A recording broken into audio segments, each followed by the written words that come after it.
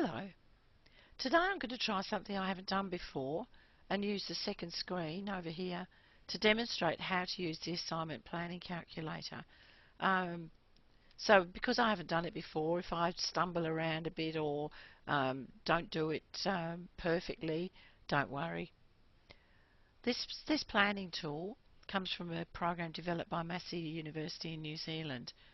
The program was created to help the large cohort of online students to work more independently. I think it's a really useful tool to help you with your assignment planning. You can use it to guide you through tasks that will help you to understand and to undertake various learning activities that may contribute to developing effective assignments. You probably won't want to use all the links and ideas in the site, but you may like to dip into particular sections of it to help your understanding of some of the aspects of academic writing. So today I'm going to look at this assignment planning calculator with you. Let's see how it works together. So supposing it's the first day of week 2, I'm making these dates up, say the 5th of March. So this is a signing calculator, so you want to try a different date. Okay, so we put in here, what date are we starting? First day, the 5th of March.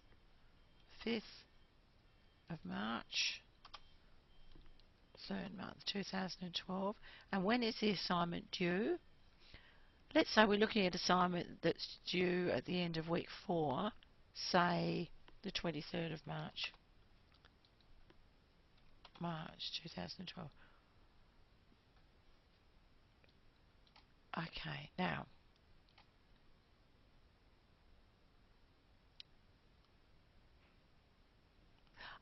so once you've put in your dates, the date that that you're starting on and the date that the assignment's due, all the way then through this site will give you a series of tasks to do to lead you to the end point of your assignment, which is reviewing and revising, and even after the assignment.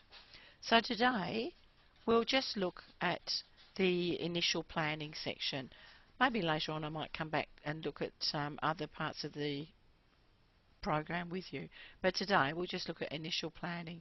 So this gives you due dates for each of your tasks to be done. So for example, the first date that you put in was the 5th of March. So that's saying if you're starting the assignment today you should understand the question requirements. And then it tells you what that means. What are the question requirements? And it tells you how long it should take. So this should take a few minutes. So first of all, what is the format of the assignment? Is it an essay, a report, a business report, a lab report, literature review, and so on?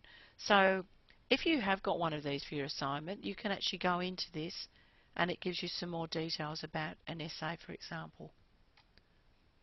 Okay, in this section, essay, what is an essay, essay planning and structure, and so on. So at each stage in this calculator, you can find out different things. So you can develop the ideas that you're going into. So you don't have to go all the way through it. You can dip in and have a little look at other things as you go through. Okay, so the next question is, how long is the assignment? And this gives you an idea of how complex, in-depth or concise the assignment is.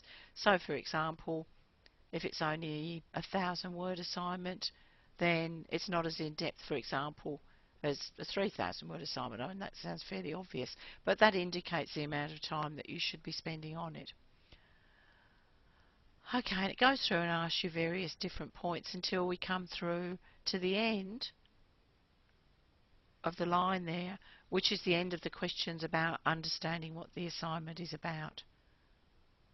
So then we come understand the question by when? Tomorrow, Tuesday the 6th of March. If we go into that one, it shows you what is meant by understanding the question.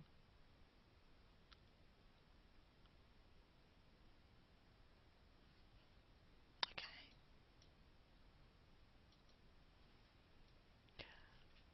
And the next part in the initial planning is generate ideas, by Tuesday the 6th of March. So they're asking you to understand the question and to generate some ideas on that day.